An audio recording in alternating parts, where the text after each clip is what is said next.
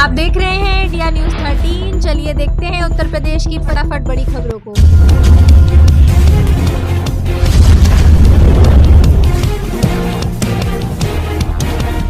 UP में 12वीं पास के लिए निकली लेखपाल की भर्ती, जल्द करें आवेदन, ये है आखिरी तारीख। यूपी लेखपाल भर्ती का इंतजार कर रहे उम्मीदवारों के लिए अच्छी खबर आई है। उत्तर प्रदेश अधीनस्थ सेवा चयन आयोग की ओर से लेखपाल के 7,994 पदों पर भर्ती के लिए नोटिफिकेशन जारी कर दिया गया है। इसके तहत उम्मीदवार आवेदन 29 दिसंबर से शुरू कर सकते हैं। उम्मीदवार आधिकारिक वेबसाइट पर जाकर अप्लाई कर सकते हैं। आवेदन की आखिरी तारीख 28 जनवरी 2026 निर्धारित की गई है। यूपी में बीजेपी और सपा की अग्नि परीक्षा, नए साल 2026 में 10 सीटों के लिए आर पार की लड़ाई, कौन मारेगा बाजी। उत्तर प्रदेश में साल 2026 में पंचायत चुनाव के बाद और वर्ष 2027 में विधानसभा चुनाव से पहले भारतीय जनता पार्टी और समाजवादी पार्टी की अग्नि परीक्षा होगी।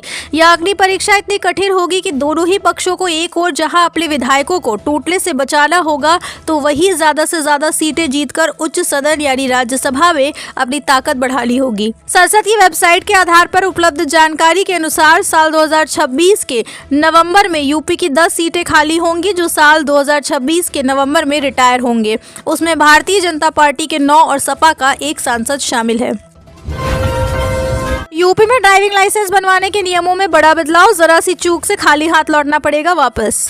आप वाहन चला लेते हैं या मान लेने पर अब ड्राइविंग लाइसेंस नहीं बनेगा। परमानेंट डीएल के लिए ऑटोमेटिक ड्राइविंग ट्रेनिंग सेंटर के कोड संबंधित वाहन से तय समय में पार करना होगा। बाइक कार को 3.25 मिनट का समय लगेगा। जरा सी चूक पर सेंसर बीप करेगा और आपकी हरकत कैमरे में कैद होने पर खाली हाथ वापस लौटना पड़ेगा। यूपी की 11,350 ग्राम पंचायतों में खुलेंगी digital library. E books, video और ऑडियो लेक्चर के जरिए तैयार किए जाएंगे राज्य के युवा। उत्तर प्रदेश सरकार राज्य की 11,350 ग्राम पंचायतों में डिजिटल लाइब्रेरी स्थापित करेगी। इस योजना का उद्देश्य ग्रामीण छात्रों को शहरों की ओर पलायन किए बिना प्रतियोगी परीक्षाओं की तैयारी के लिए विश्व स्तरीय संसाधन उपलब्ध कराना है। प्रत्येक लाइब्रेरी के निर्माण पर 4 लाख रुपए का निवेश किया जाएगा। इन लाइब्रेरीज में ई बुक्स, वीडियो लेक्चर और डिजिटल शैक्षणिक सामग्रियां भी उपलब्ध होगी। पहले चरण में 35 जिलों में चयन प्रक्रिया पूरी हो चुकी है। लखनऊ में जुटेंगी पूरे प्रदेश की महिला उद्यमी, राज्य की ग्रामीण अर्थव्यवस्था को मिलेगी नई उड़ान। उत्तर प्रदेश सरकार ग्रामीण महिलाओं को उद्यमी बनाने के लिए 18 दिसंबर को लखनऊ में एक राज्य स्तरीय समागम आयोजित करेगी। इस कार्यक्रम में 75 जिलों की महिला उद्यमी भाग लेंगी, जिन्हें विशेष मार्गदर्शन देंगे। उद्देश्य महिलाओं को सफल बिजनेस वुमेन के रूप में स्थापित करना है। बाजार की समझ, फाइनेंस तक पहुंच और आधुनिक तकनीक पर प्रशिक्षण दिया जाएगा। सरकार महिला उद्यमियों को आर्थिक सुरक्षा प्रदान करने के लिए एक मजबूत इकोसिस्टम बना रही है। लखनऊ में कोहरे के चलते स्कूलों की टाइमिंग बदली, डीएम ने जारी किया आदेश। लखनऊ में कोहरे के चलते स्कूलों का समय बदल दिया गया। डीएम ने सभी स्कूलों को आदेश जारी किया। सभी स्कूलों का संचालन सुबह 9 बजे के बाद से होगा। डीएम की तरफ से जारी आदेश में कहा गया कि जनपद लखनऊ में शीतलहर, घना कोहरा होने एवं मौसम विभाग के पूर्वानुमान को ध्यान में रखते हुए सभी विद्यालयों की कक्षा 1 से 12 तक की समस्त कक्षाओं का संचालन 9 बजे के पश्चात ही प्रारंभ किया जाना सुनिश्चित करें। उक्त आदेश का कड़ाई से अनुपालन सुनिश्चित किया जाए।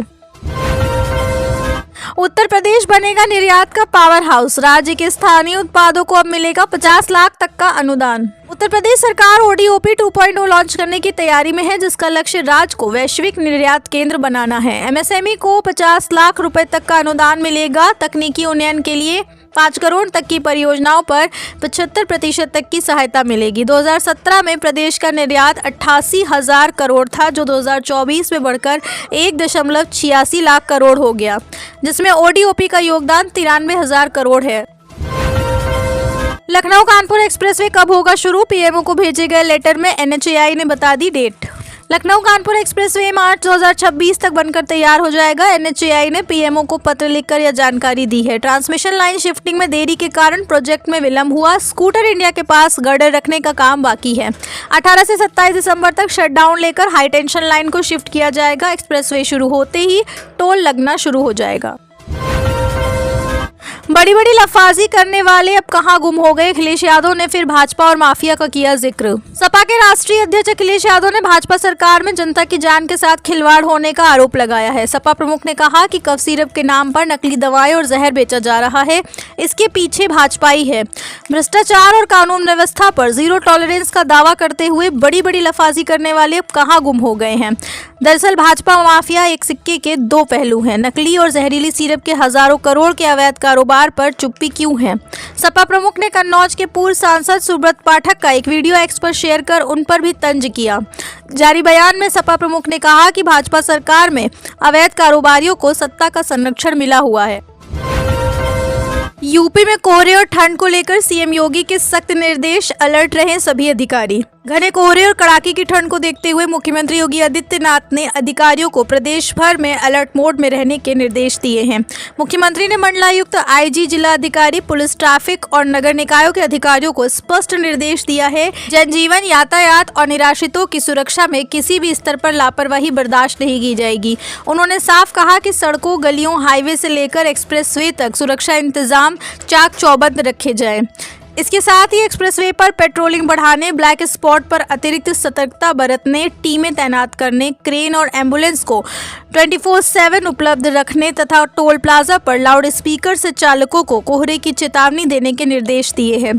उन्होंने खराब विजिबिलिटी में यातायात प्रबंधन को सुनिश्चित करने के निर्देश दिए और ओवर स्पीडिंग पर सख्त कार्रवाई की चेतावनी भी दी। आप देख रहे हैं देश का number 1 Hindi news channel India news 13, मतलब भारत की आवाज।